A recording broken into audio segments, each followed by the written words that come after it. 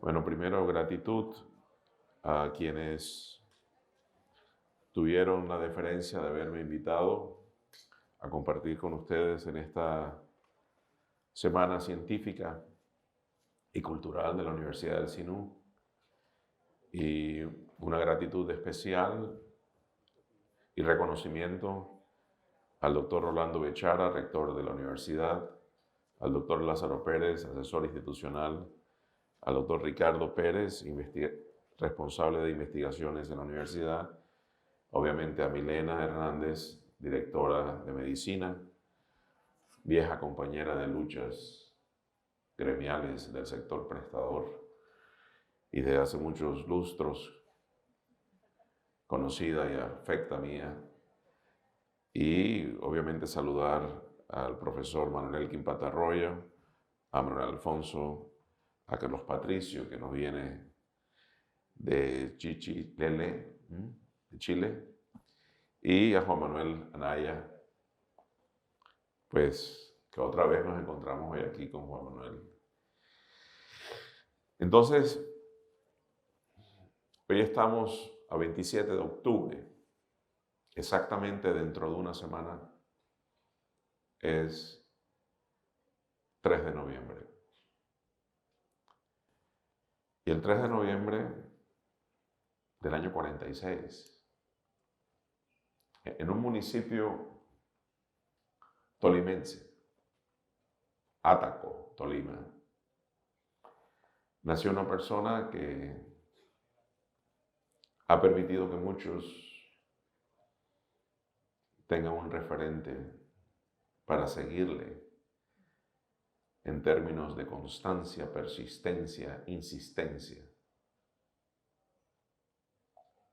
Y permitió también que con su capacidad de convencimiento no solamente ilustrara sobre las ciencias básicas, sino también sobre la conveniencia para la humanidad de ser y continuar constantes en los sueños que generan beneficio a la humanidad. Hace mucho tiempo, no tanto como Juan Manuel, pero un poco menos, yo también en mi proceso formativo como estudiante de medicina, pasé por las manos de esa persona y reforcé conceptos de la cadena del complemento, los T3, T4, linfocitos, macrófagos. Y bueno, profesor, aquí estoy después de muchos años. Muchas gracias, profesor Manuel Elkin Patarroyo. Pido un aplauso para él, por favor.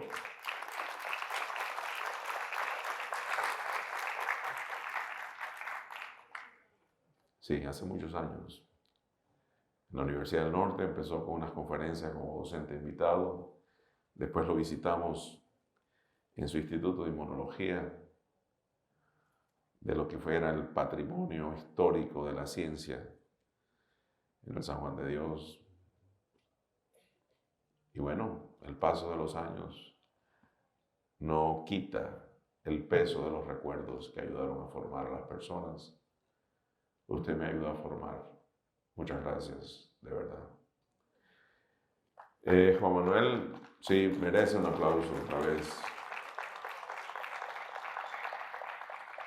Con Juan Manuel hay una circunstancia particular. La pandemia nos separó y el post-COVID nos unió. Estuvimos trabajando en un tema de post-COVID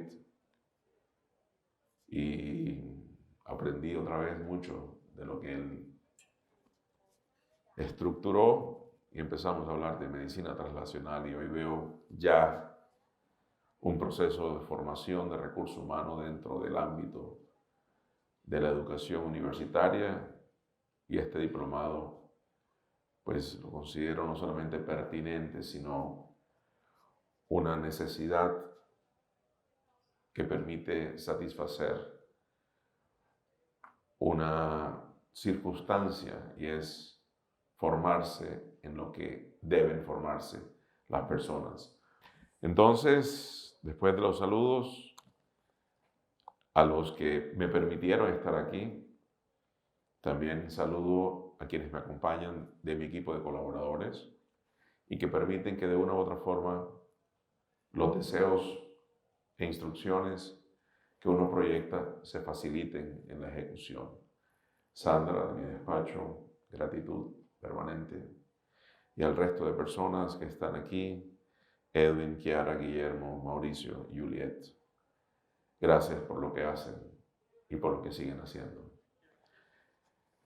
Nosotros hoy estamos aquí por varias razones, porque queremos compartir un espacio de ilustración informativa alrededor del papel de una entidad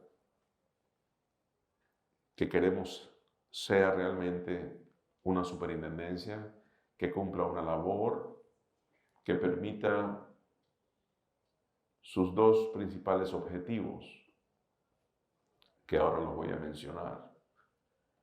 Pero estamos en una labor de rescate de unos activos perdidos, como eran la credibilidad y la confianza de la ciudadanía en esta entidad.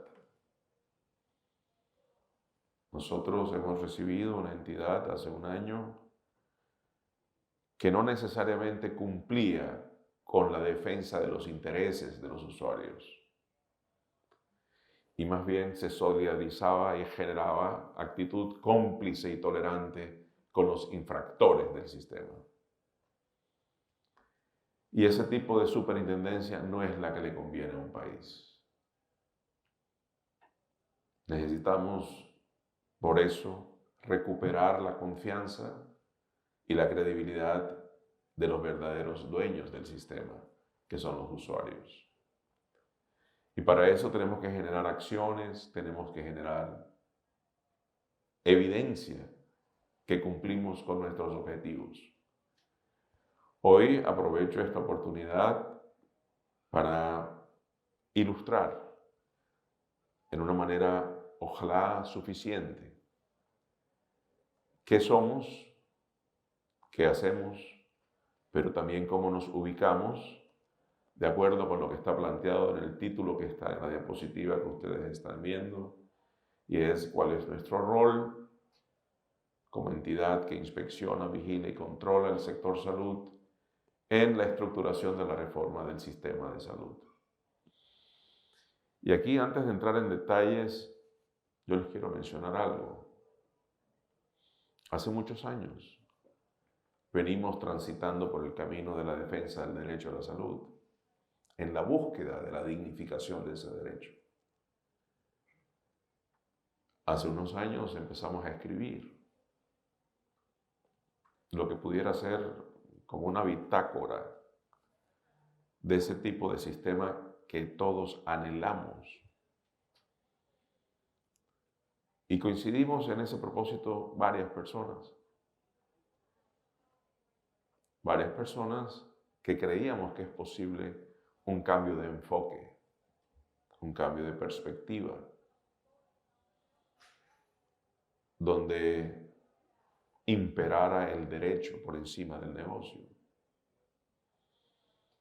Y estructuramos una publicación de una transición desde la democracia hacia unos objetivos absolutamente coherentes con lo que debe ser la expectativa natural y legítima de un país frente a un tema tan sensible como es la salud.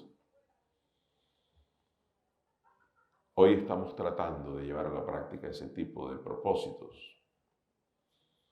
y tenemos una responsabilidad histórica que no podemos perder ni podemos defraudar a quienes creen que esto es posible. Por eso, ya entrando en el nivel de detalle de esta presentación, hay dos líneas que maneja la superintendencia que son nuestro estandarte misional y pasan por las dos columnas que cada uno de los funcionarios de la entidad tiene que tener claro para poder cumplir con su rol, para actuar como equipo detrás de un solo propósito. Por un lado, la línea de la defensa del derecho a la salud, que es una línea misional definida en la Constitución para nosotros. Y por otro lado, una obligada protección hacia los recursos que son públicos y que se destinan para el goce efectivo de ese derecho. Por eso cuando llegamos, definimos que la superintendencia tenía que ser solidaria con los afectados y no con los infractores. Cero tolerancia a quienes infringen la norma. Porque estamos en un sistema donde desde el rol del que hace inspección, vigilancia y control, si no desarrolla ese efecto disciplinador sobre los infractores, los usuarios pagan con enfermedades evitables y con muertes evitables.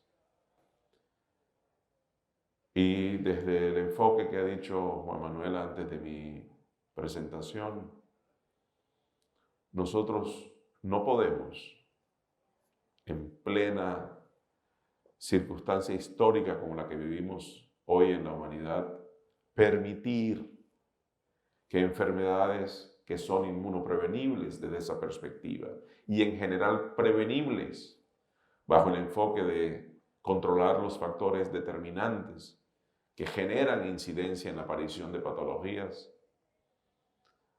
permitamos que eso ocurra y no intervengamos.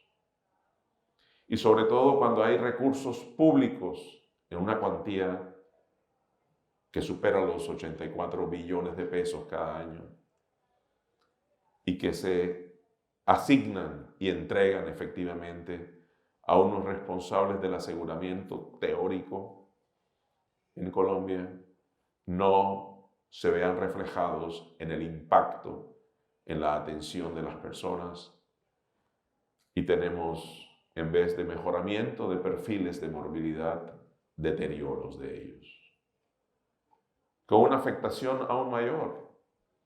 Y es que no solamente hay personas que enferman que no debieran enfermar, sino hay personas que fallecen que no debieron haber muerto. Por eso, con esas dos premisas que ustedes han visto en la diapositiva, nosotros hemos estructurado un análisis que permite un primer abordaje diagnóstico. Y es un sistema que está en una criticidad extrema, donde hay una circunstancia que es un común denominador y es una reiterada, sistemática evidencia de vulneración del derecho a la salud. Entonces nosotros estamos en una situación que permite captar realmente la percepción de las personas a través de lo que es el comportamiento del sistema. No cabe aquí. Gracias, muy amable. Entonces, ¿qué es lo que hemos visto? Se dice, a partir de algunos generadores de opinión, otros inductores de opinión, que estamos en el mejor sistema de salud del mundo. Y para ello fundamentan esa aseveración en encuestas que realmente obedece a una selección previa de personas para que respondan lo que quieren los encuestadores responder. Y encuestas que no superan 500, 600, hasta 1000 personas y generan un titular para inducir una opinión que quieren masificar dentro del colectivo. Y en esas encuestas dicen que la gente está satisfecha. 500, 600, 800, 1000 personas. Nosotros tenemos una medición de opinión distinta, objetiva y no percepcional. A mí Juan Manuel me enseñó que el método científico amerita comprobación. no actuar sobre suposición. Entonces no actuamos sobre supuestos, sino sobre evidencias. Y nuestra encuesta es la información diaria que recibimos en la superintendencia. Es real, tangible y corresponde a personas de carne y hueso. Y mientras recogen a nivel país 600, 800, 1000 opiniones que dicen que estamos bien, nosotros en la superintendencia recibimos en promedio entre 3.700 y 4.000 mensajes de insatisfacción diarias diciendo que hay crisis. Con una circunstancia paradójica. Todas estas personas que acuden a nosotros y manifiestan inconformidad a través de los diferentes esquemas de una petición, una queja, un reclamo, una denuncia, todos están afiliados a un sistema de aseguramiento en el sistema. Todos tienen de respaldo una EPS o un régimen especial. Entonces llegamos a una primera conclusión, y es: estar afiliado no es sinónimo de estar protegido. Estar afiliado no es sinónimo de estar asegurado. Porque todos gozan de una afiliación, pero los que llaman en estado de indefensión es porque están amenazados y no se les dignifica el derecho. Es la primera verdad que debo mencionar. Con una diferencia entre las otras formas de medición de opinión. Y es que nosotros no buscamos a los encuestados. Ellos acuden a nosotros de manera espontánea para pedir nuestra ayuda. Y por eso tenemos que trabajar para satisfacer necesidades de atención que no son suplidas dentro de la formalidad de un aseguramiento teórico. Porque gozar de una afiliación bajo un esquema de carnet, donde tenemos asignado en teoría un espacio para ser atendidos oportunamente, se viene al traste cuando la persona finalmente quiere acceder al servicio y se enfrenta a un sinnúmero de barreras que impiden que un derecho sea real y no pase de ser retórica. Entonces, no estamos induciendo una crisis, como algunos han querido mencionar. Estamos viviendo una crisis heredada de un sistema que lleva 30 años intentando ser lo que no ha podido ser. Cada vez aumentan las insatisfacciones, los reclamos, las denuncias. Desafortunadamente, se junta una condición, y es que esto ocurre especialmente en poblaciones vulnerables. Por eso yo hablo sobre cifras reales, no sobre encuestas pseudo reales. En este primer año que llevamos nosotros, doctor Patarroyo, hemos recibido cerca de 1.500.000 manifestaciones de inconformidad, que corresponden a 1.500.000 personas que han acudido en búsqueda de ayuda. Entonces dicen, Colombia está alrededor de los 50 millones de personas, solamente han reclamado 1.500.000 y tratan de minimizar con la cuantía de personas que han reclamado la gravedad de la crisis que nos afecta. O dicen, hacemos miles y miles y millones de atenciones en el año y el porcentaje de quejas es menor. Y siempre para abordar ese tipo de argumentación y hacer la controversia, yo digo, si a un ingeniero civil que tiene como función la construcción de viviendas, al finalizar un año le dicen cuántos edificios hiciste, y él dice 10, pero solo se me cayeron 2. Y en los 2, cada uno tenía 100 familias que habitaban.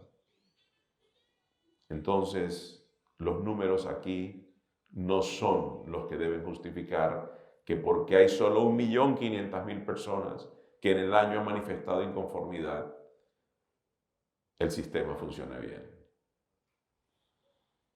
Otro denominador que estamos viendo, igualmente, aprovecho que está aquí el doctor Saavedra, es que no solamente el problema pasa por los aseguradores del sistema, en el caso las EPS, sino los que hacen aseguramiento desde la condición de regímenes especiales, en el caso específico, población del magisterio, Ecopetrol, las fuerzas militares, la Policía Nacional, las unidades de salud de las universidades públicas. También ahí hay crisis en lo que es el componente de prestación de servicios. Si no lo hubiera, el presidente no hubiera dicho hace una semana que suspendía el proceso licitatorio para la atención de la población del magisterio. Y hemos encontrado una deficiencia en la función vigilante de las entidades territoriales para con los actores que intervienen en el sistema territorial de salud de cada una de las regiones del país. Como que vienen acostumbrados a ser cómplices tolerantes de lo que es rutina por lo que venía ocurriendo. Por eso, desde la superintendencia hemos generado actuaciones, inclusive en contra de estas administraciones territoriales que no hacen lo que tienen que hacer. Y bueno, ya lo que no hicieron en 3 años, 10 meses, no lo van a hacer en los 2 meses que faltan para salir del periodo. Esperamos que los nuevos gobernantes entiendan que llegan para proporcionar soluciones a la colectividad que lo eligió y la que no lo eligió, y no generar soluciones para sus bolsillos. Este gobierno ha logrado lo que ningún otro gobierno había hecho, y es incrementar el valor de la prima de salud en un porcentaje jamás visto para el régimen contributivo y de manera simultánea para el régimen subsidiado. Y sin embargo, ¿qué es lo que hemos visto? Que las entidades que reciben esto no han trasladado ese incremento a los prestadores públicos y privados. Y estamos en el mes 10, cerrándolo. Y aún hoy, lo que debieron incrementar desde enero de 2023, no lo han hecho. En el falso entendido que las EPS se creen dueñas de plata que no es de su propiedad. Pero nosotros se los venimos recordando con los procesos de control. La plata es de toda la comunidad. La plata es pública. Y el hecho de que sean entidades privadas que operan esos recursos no las hace dueñas. Es cuando mayor tipo de transparencia pudieran tener para respetar el uso del recurso ajeno que está administrado en confianza por parte de ellos. Han creado por ello entonces una falsa narrativa que el superintendente Ulaí Beltrán es enemigo de las EPS.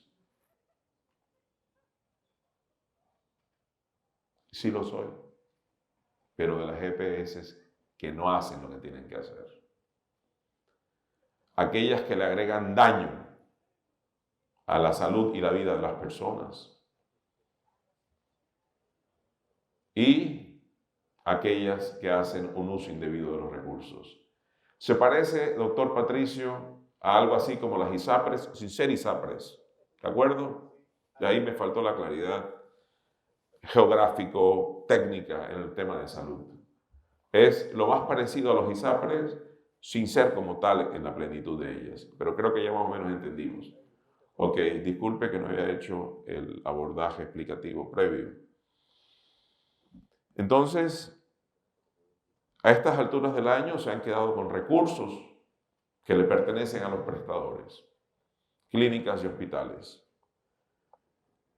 Y hay todo tipo de práctica de malos manejos en los recursos públicos de la salud. Siempre reitero en todos los escenarios donde voy que la plata que operan estas entidades no es de ellas. Y se los digo siempre que estoy reunido con ellas. La plata es de las personas que ellos tienen que cuidar. Por lo tanto, es el elemento que debe garantizar el derecho a la salud. Pareciera que estas entidades se abrogan una discrecionalidad que no la tienen de decidir cómo aplican la ejecución de los recursos y han llegado a la desfachatez con sus actitudes de colocación de barreras de acceso a ser quienes finalmente determinan a quienes se atienden, a quienes no. Y más patético, quienes viven y quienes no. Por eso hay un espíritu transformador de esta realidad.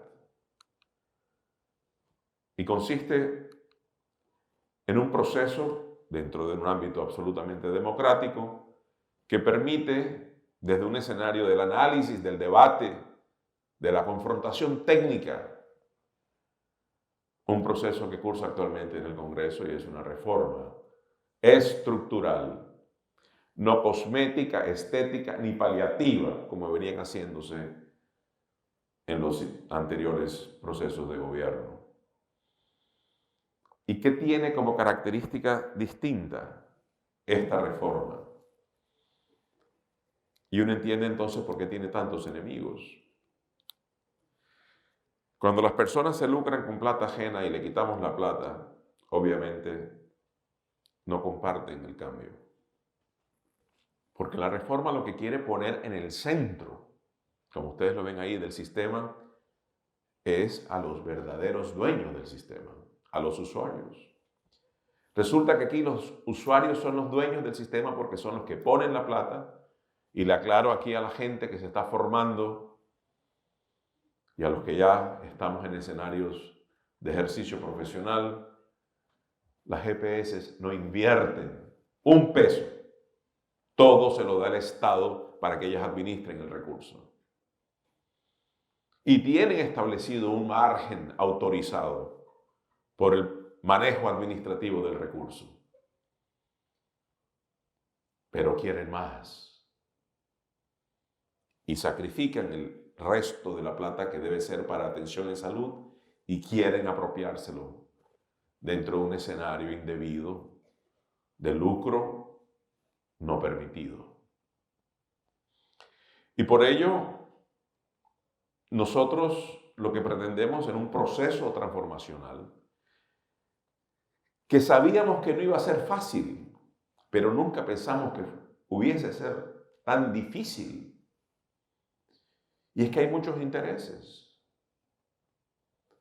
Estamos lesionando intereses, especialmente financieros, de personas que manejan una billonada de recursos y que hoy tienen temor de perderlo. Si nosotros calculamos sobre una cifra, pongámosla práctica, de 80 billones de pesos, que es el recurso disponible más o menos en esta anualidad para el sector salud, que es operado por las EPS. Y le hagamos el porcentaje administrativo, que hay un promedio para el subsidiado y el contributivo, para unos el 10, otros el 8, pongamos un promedio del 10, y le quitamos eso. Eso es plata. Y a nadie le gusta que le saquen la plata del bolsillo. Entonces tenemos francas confrontaciones con esquemas que impiden que sea más fácil este escenario. Bueno, y lo estamos dando en el debate en el Congreso, que es donde se dirimen las diferencias en un Estado social y democrático de derecho. Todos los agentes privados que operan en el aseguramiento y la prestación de servicios tendrían entonces que someterse a ese proceso de transformación que lo único que pretende es dignificar el derecho. En el año 2015 se generó un proceso que tuvo como iniciativa de la sociedad civil conducir a la construcción de un marco legal que fue llevado al Congreso y es la Ley Estatutaria de Salud, finalmente, la Ley 1751. Aquí está Jorge, que conoce bien el proceso y sabemos cómo fue esto. Bueno, ahí se establece el ámbito del derecho fundamental a la salud en Colombia. Pero pareciera que este tipo de marco legal, para algunos actores, esa página se arrancó y hacen finalmente, desde una discrecionalidad que nadie les ha otorgado, un manejo no técnico de lo que está perfectamente normado. Por eso este proyecto de ley que se radicó en febrero del año anterior y que en este momento hace curso, el martes 31 reanuda la actividad del debate de este proyecto de ley 339, coloca a la Superintendencia Nacional de Salud como la cabeza del sistema de inspección, vigilancia y control del sistema de salud en Colombia. En ese orden de ideas, nosotros, algunas de las cosas que queremos como explicar en esta pedagogía que tratamos de hacer especialmente a las personas que se están formando. Este proyecto le permite a la superintendencia, que es finalmente la entidad por la que debo responder,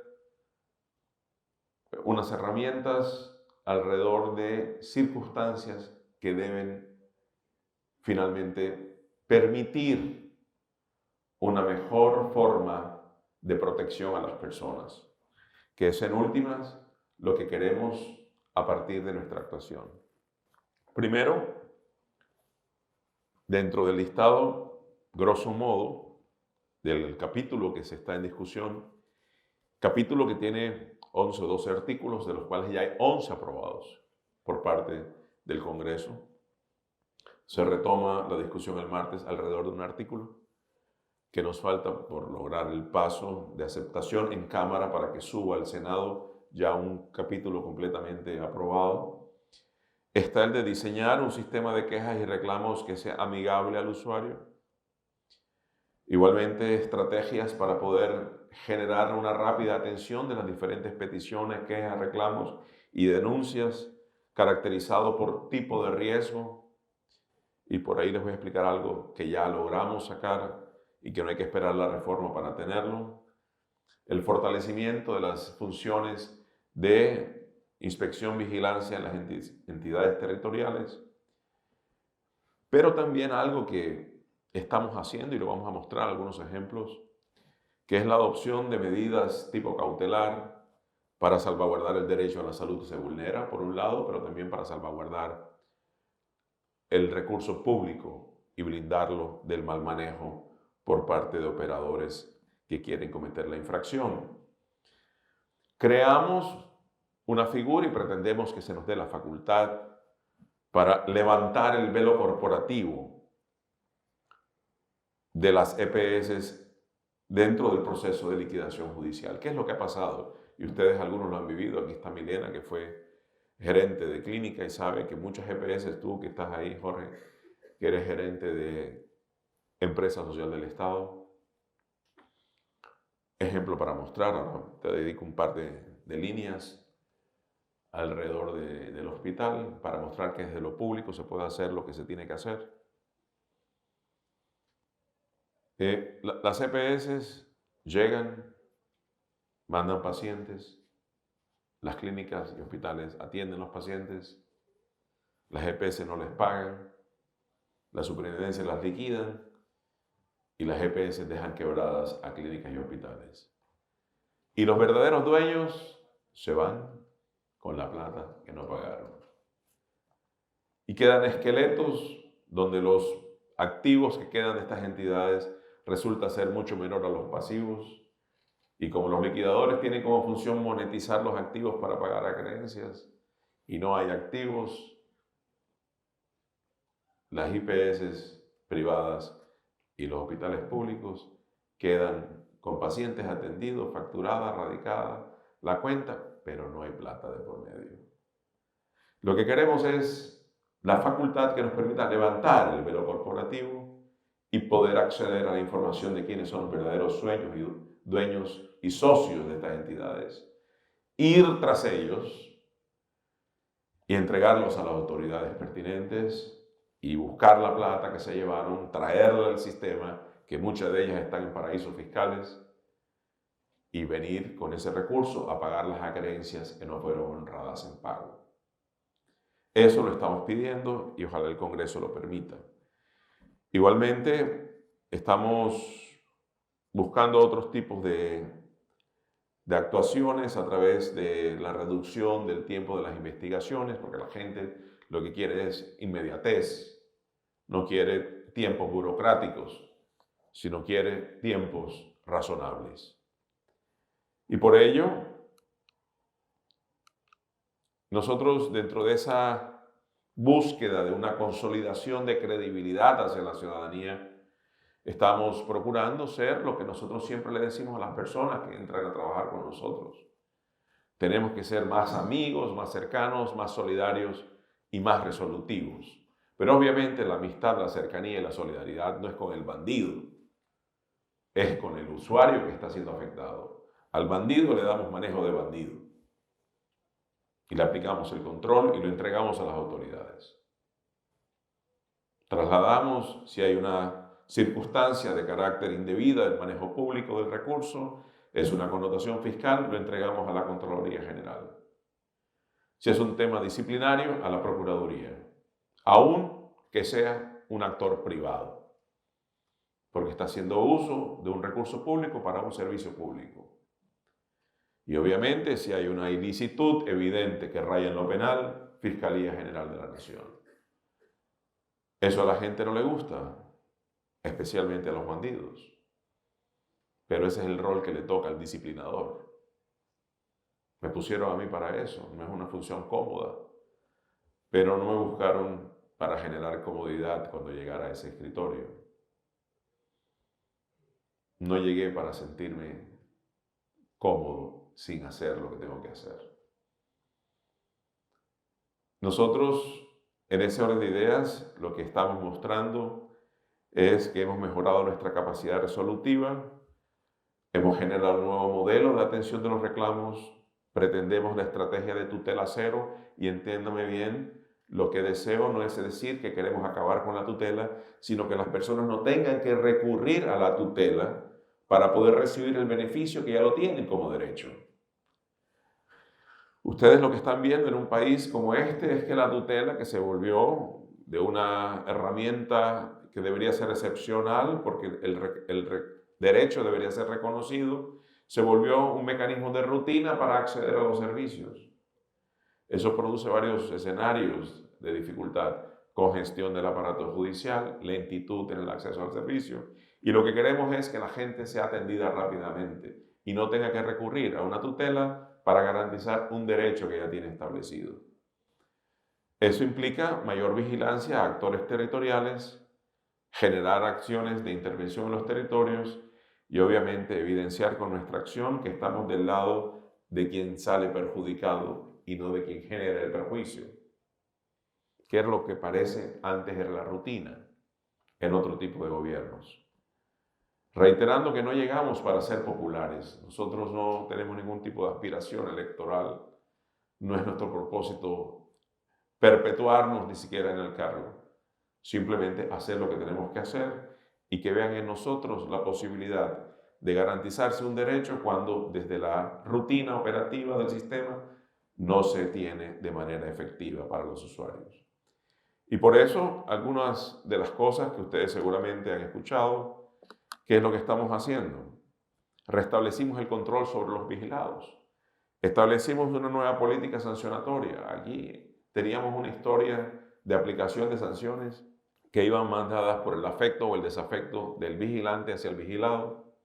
Y hemos establecido una política sancionatoria técnicamente estructurada que define desde lo técnico una dosimetría de cálculo en la definición de sanciones.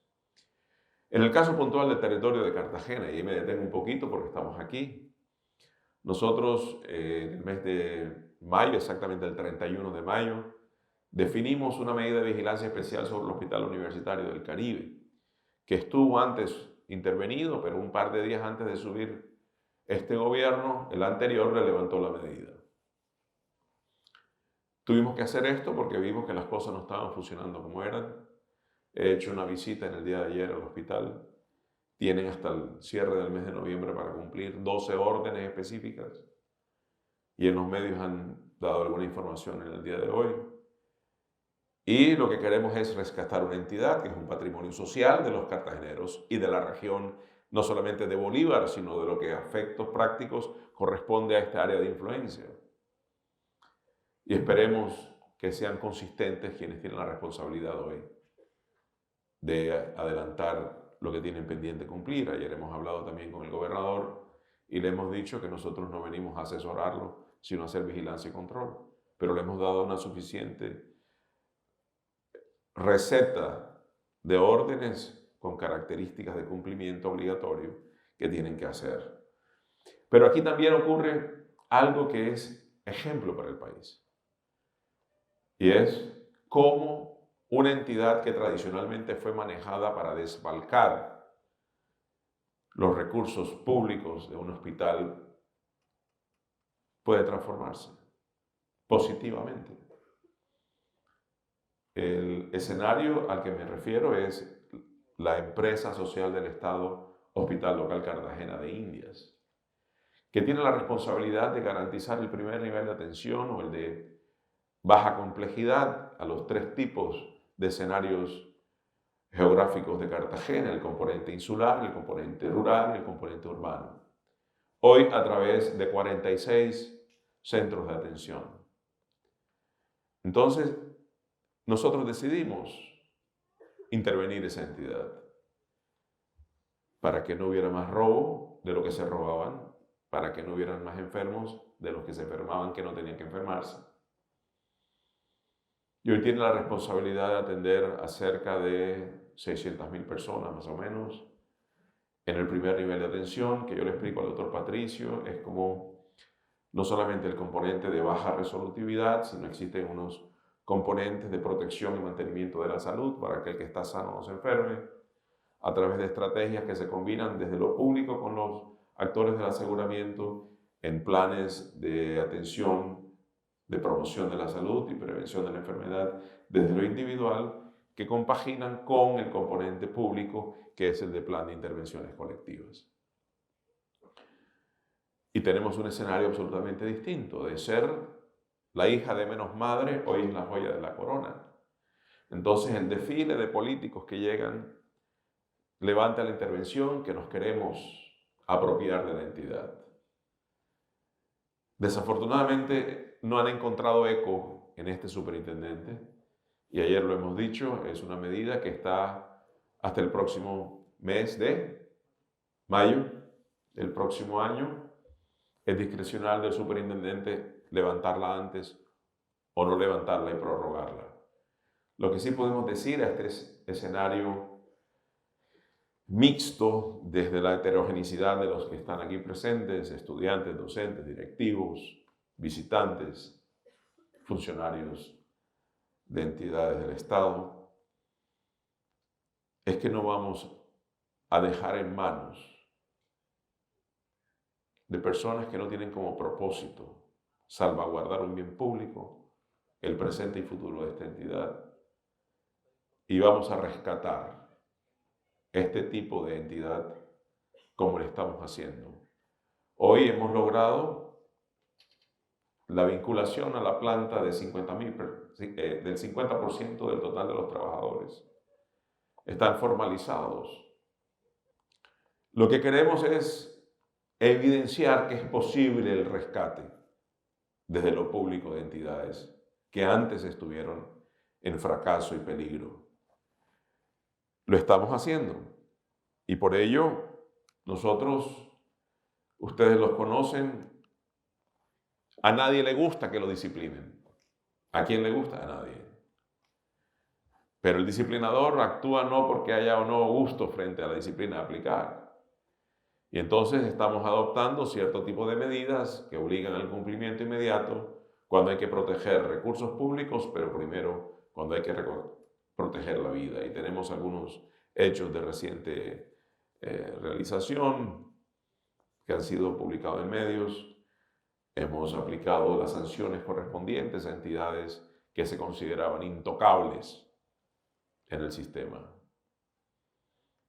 Llegamos a otro punto, no hay actores intocables. Todo el que es sujeto a la vigilancia se somete a las circunstancias de inspección, vigilancia y control. Y por eso algunas cosas que tenemos que decir dentro de lo que nosotros pudiéramos mostrar frente a este tipo de circunstancia.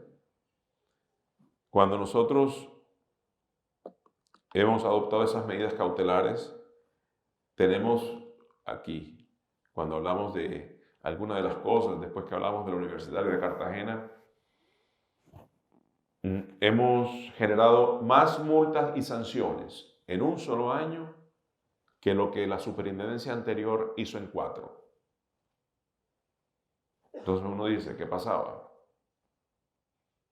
En un año se hace más de lo que en 4 no se hizo.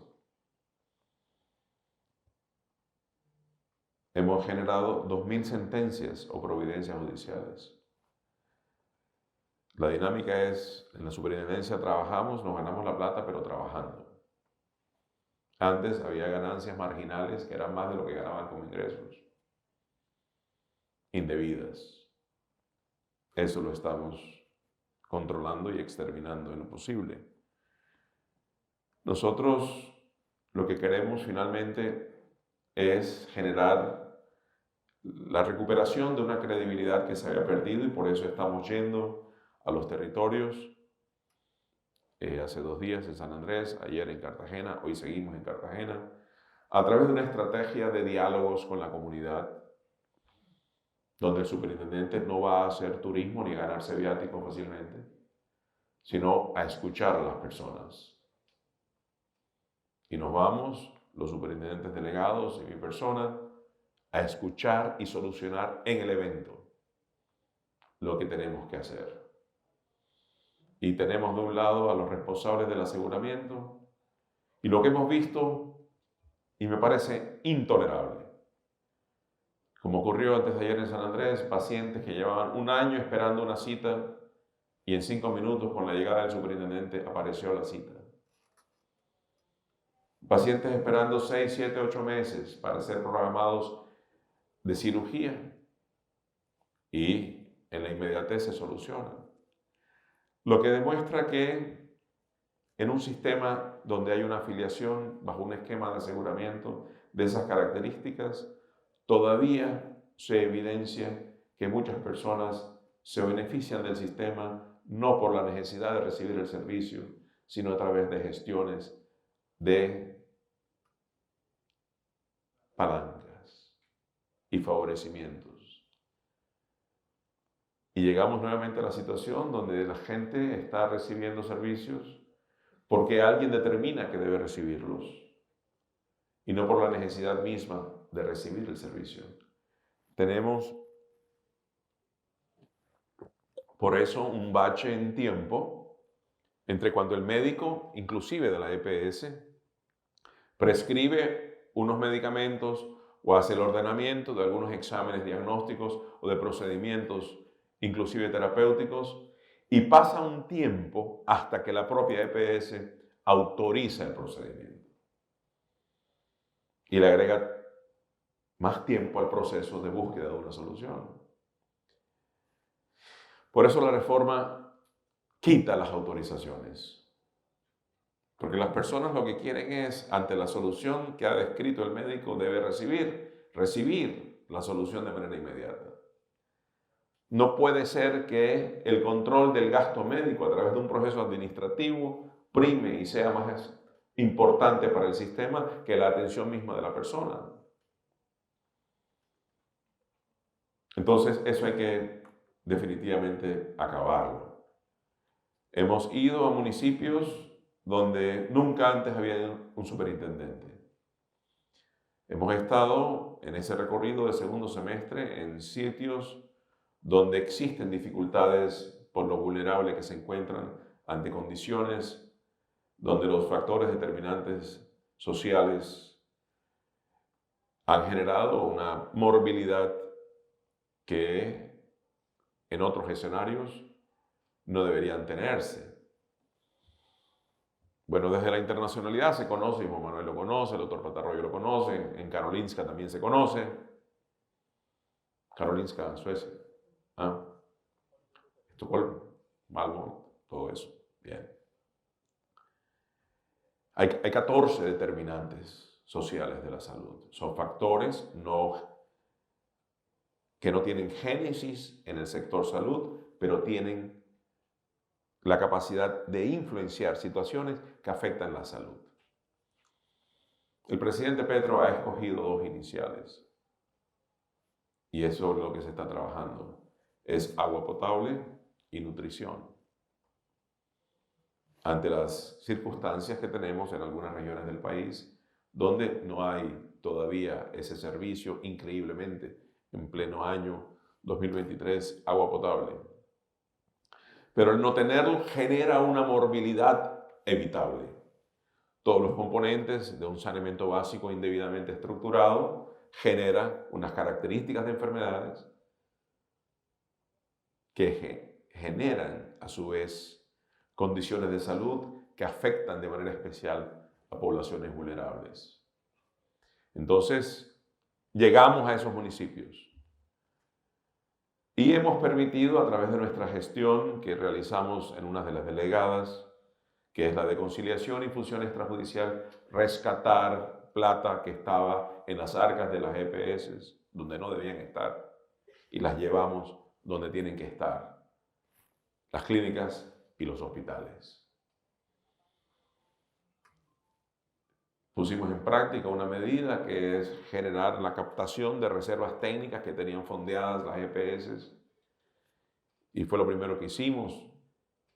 Y en ese ejercicio sacamos de las arcas de las EPS cerca de 1 billón de pesos, 1 billón de pesos, que fueron de una vez destinados de manera directa a clínicas y hospitales. Esa es una actuación que, si bien genera beneficio de carácter financiero a estos actores, no debiera darse cuando es claro que la plata no es para rentar, sino para atender personas. En ese orden de ideas, nosotros estamos empecinados en mejorar las respuestas ante las necesidades que tienen las personas. Diseñamos, y esto es importante, un mecanismo de caracterización de los reclamos que clasificamos en 3 y los correlacionamos con la severidad del reclamo y el tiempo que tiene el sistema para solucionar el reclamo. Y los caracterizamos en 3, profesor Patarroyo, porque en medicina hay que priorizar también. Todo es importante, pero hay algo urgente y dentro de lo urgente priorizamos. Entonces están los reclamos vitales, los reclamos de riesgo priorizado y reclamos simples. Los de riesgo vital, que corresponden a un reclamo vital, solamente hay 24 horas como tiempo máximo de resolución. ¿Por qué hicimos esto? Y esto fue algo que me faltó decir. Del total de reclamaciones, que es 1.000.000, casi 500.000 que van en el año de gestión nuestra, cerca del 35% corresponden a súplicas de vida. ¿Qué quiere decir eso de súplicas de vida? Personas que acuden a la superintendencia o familiares de personas que acuden a la superintendencia donde suplican la actuación nuestra para que frente a quien está recibiendo la plata para que lo atiendan, proceda a garantizarle el derecho. Y si no lo hacemos, se muere. Tenemos que actuar. Entonces caracterizamos ese tipo de reclamos y esa solución tiene que ser de 24 horas. No antes, cuando yo llegué a la superintendencia, había un formato que decía: hemos recibido su queja y le trasladamos a la EPS para que en el tiempo que ellos requieran le responda. Muchas veces cuando respondieron ya no le respondían al paciente, sino a los deudos del paciente, porque el paciente había fallecido. Esto mejora la expectativa de respuesta en tiempo de las personas. Pero aquí viene lo otro. Como quiera que los recursos que operan estas empresas promotoras de salud, doctor Patricio, promotoras de salud, pero no promueven la salud, aunque debieran hacerlo. Por eso no cumplen realmente con su forma inclusive de denominarse. Si promovieran la salud, no estuviéramos hablando de todos estos reclamos que estamos aquí mencionando. Como son recursos públicos los que financian este tipo de atenciones, cuando se evidencia por parte de la superintendencia que hay una denegación de servicios, le damos traslado a la Contraloría General de la República. Y ahí sí van a correr las GPS, esta medida es nueva. Porque cuando eso se evidencia, hay dos consecuencias. El traslado a la Contraloría, y la Contraloría entonces tipifica si corresponde o no a un detrimento patrimonial. Y el detrimento patrimonial, como ustedes saben, genera entonces un proceso investigativo hacia la persona frente a una responsabilidad fiscal con el Estado, y de manera simultánea esa plata se retiene y regresa al sistema de salud. Si no atienden a las personas, por lo menos cuando ahora vean que la plata se les va a retener porque no atienden, eso va a generar otro tipo de actuación. En ese orden de ideas, apreciados asistentes a esta mañana, tarde, ya avanzada, nosotros hemos generado una serie de actuaciones que pretenden restaurar la credibilidad en una entidad que es garante de un derecho. Y eso de recuperar la credibilidad de los actores y de la colectividad, de la ciudadanía, y que en el imaginario se diga que tenemos una instancia a la cual nos defiende y creemos en ella, no ha sido fácil, pero seguimos en esa línea. No siempre creyeron en lo que hacía el profesor Patarroyo con respecto a la protección desde un esquema preventivo de un biológico vacunal ante la malaria. Hubo cuestionamientos, críticas, hubo de todo. También hay críticas contra este tipo de actuaciones nuestras. Pero estamos tratando, dentro de nuestro esfuerzo, de cumplir con nuestro propósito. La gente tiene que entender que el derecho a la salud no se suplica, se exige como todo derecho. Pero también los actores que tienen la obligación de garantizarlo tienen que entender que tienen que ofrecer, brindar y dar lo que como actores tienen que darle al usuario. Esto permitiría que lo que está plasmado en marcos legales dejen de ser retóricas y pasen a ser prácticas. En una práctica que lo que busca es salvar vidas, evitar daño, evitar enfermedades que no tienen que aparecer y evitar muertes que no debieron ocurrir. Es una labor que nosotros estamos haciendo porque es nuestra responsabilidad, a pesar de la dificultad para lograrlo y a pesar de los cuestionamientos. Bienvenidas las críticas, porque nos hacen mejorar lo que queremos y cómo lo hacemos. Pero también creemos que hay que ser objetivos en las críticas y no desde una conceptualización errada, porque ni siquiera conocen lo que se pretende cambiar y modificar. Yo agradezco especialmente a quienes organizaron esto y creyeron que yo podía generar un espacio de transmisión de información que pudiera ser de utilidad. Y reitero la gratitud, además de la complacencia y la especial circunstancia de estar en escenarios donde yo antes estaba ya como estudiante y antes profesores que son eminencias estaban aquí impartiendo conocimiento. La reforma tiene escenario especial para las instituciones académicas, para el proceso no solamente investigativo, sino formativo, de educación superior. Estamos pensando inclusive que hay que dignificar el proceso hasta de vinculación de las personas que aspiran a ser su formación especializada bajo unos criterios de absoluta transparencia, para que todo aquel que tenga el mérito pueda acceder a ellos y no todo aquel que tenga la plata y la palanca pueda hacerlo. Estamos trabajando en eso.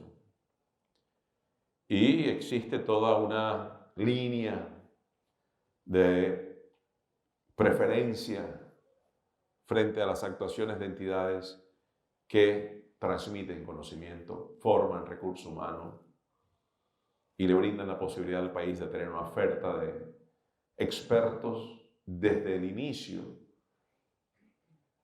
de su juventud profesional para poder suplir las grandes necesidades que tenemos, tanto de atenciones como de recurso humano para que brinden esas atenciones. Yo, para cerrar, solamente 2 ideas finales. La primera, puede haber desacuerdos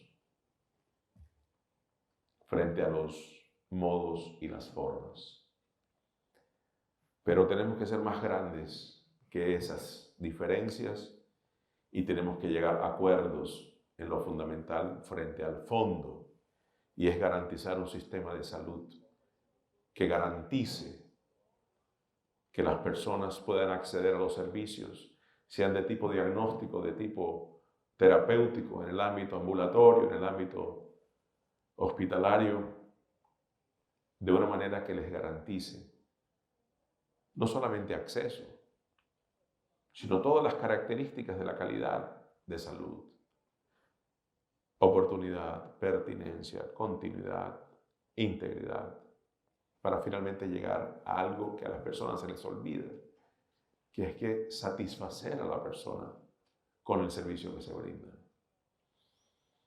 Y nosotros, desde nuestro rol como Superintendencia Nacional de Salud, en esta dignidad que Dios, el presidente, me han permitido ahora tener, estamos absolutamente comprometidos, junto con el equipo, en que esto es posible lograrlo.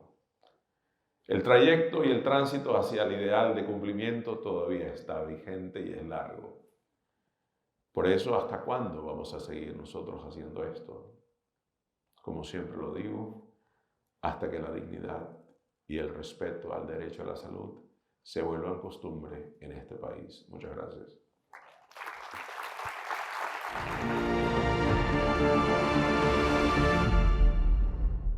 Colombia, potencia de la vida.